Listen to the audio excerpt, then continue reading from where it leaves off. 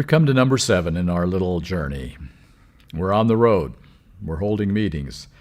And I want to say how much I have appreciated a wife who is willing to be on the road constantly, living out of a motorhome, abandoning a home with its security and its comfort, and being willing to go on the road for now 30 years, traveling most of the year.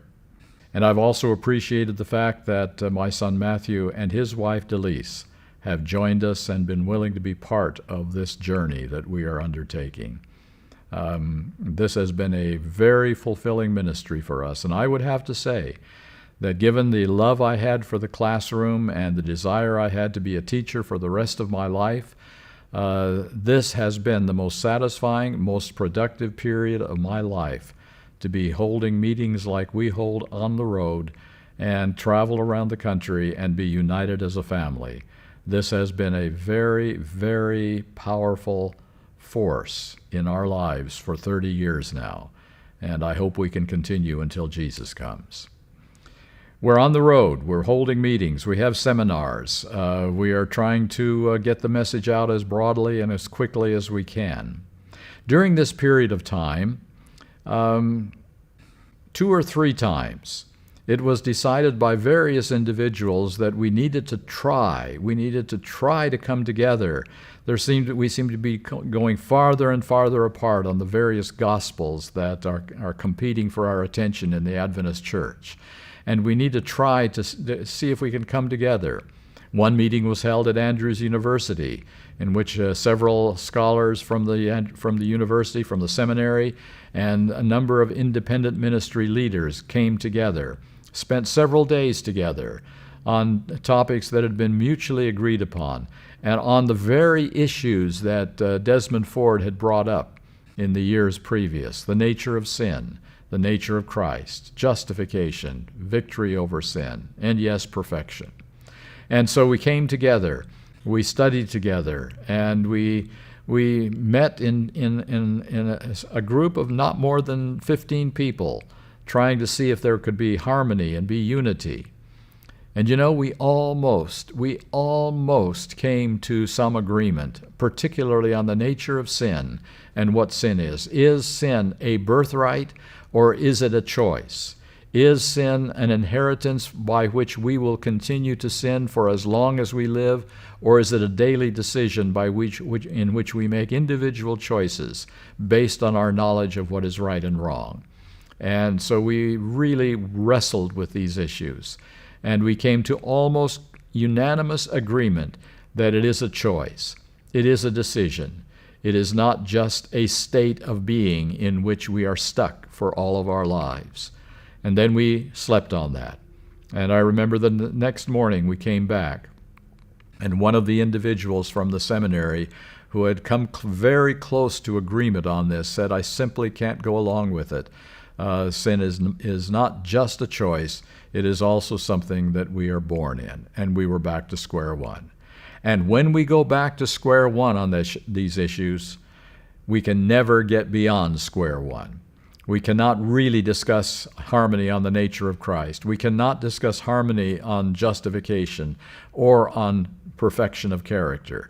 All of these areas hinge on whether or not sin is a choice or is a state of birth into which we are locked for the rest of our lives. So when that attempt failed, it pretty much was impossible to come to any kind of unanimous agreement, even among the few of us that had met together, to try to see if we could get some harmony rather than controversy on these issues. So that was tried during that period of time. Other attempts have been made to get people of different views together to try to make sense of what was dividing us. None of those have worked out in any significant way. The divisions continue to grow and deepen, and we continue to wonder why Adventists remain fragmented in these areas. So time continues on. We come to the year 2000 and the years that have come now past that time. And something unique has transpired in this period of time.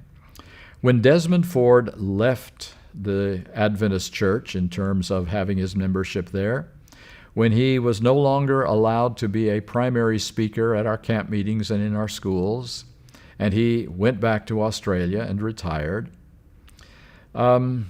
most of us had hoped that these issues would disappear. And they really did kind of go underground for a while. There was not much discussion of these issues for a while until the late 1990s. That's about 15, 16 years after he had left Pacific Union College. But in the late 1990s, in the Adventist Review, again, articles began to appear on the nature of justification, for instance. Is making righteous a biblical doctrine, or is it a Catholic doctrine? And it was said in several places and in different times that if you believe that making righteous is part of justification by faith, you are following the Catholic view of understanding salvation, that it is righteousness by works at that point. And so the articles began to resurface and become a little stronger. And what really was happening was something like this. The evangelicals had come to us in the mid-1950s.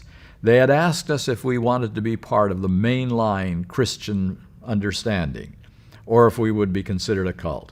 We altered some of our beliefs, such as the nature of Christ and the nature of the atonement. And therefore we were accepted as valid Christian members of the mainline body of Christianity. Then that again kind of disappeared for a while. And then along came Desmond Ford, only watering, as I said, watering the seed that was planted in the mid-1950s, bringing it to real logical fruition, showing where this would take us as a people, and continuing from that point. And then when he lost his ability to speak in the Adventist churches, we thought again that this might be the end of the controversy in its most virulent way. But now through the pages of the Adventist Review and some other journals, we were beginning to hear these things all over again. And now it became more and more dominant that this was the ongoing issue, because it had not been dealt with carefully and thoroughly in 1981 at the Glacier View Conference in Colorado. Now it was coming back from underground and coming to the surface again, so that now we were beginning to see these same issues and these same problems arise again, and we were having difficulty knowing how to deal with them. So now here we come down the years again.